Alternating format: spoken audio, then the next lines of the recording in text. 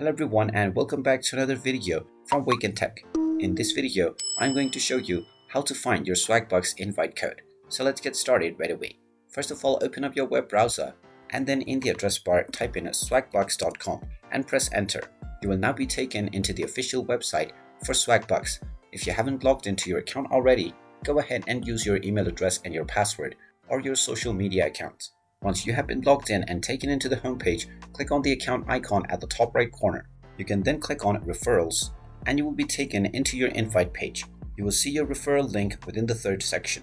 You can click on the copy button and share this link with anyone, or you can also send a quick email by typing their name and the email address. You can then click on the send button and this will send your referral link to this email right away.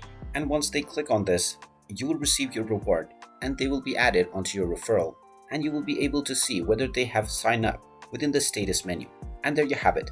That is how you can find your invite code on Swagbucks. If you find this video helpful, make sure you hit that like button and subscribe to our channel if you haven't done so already.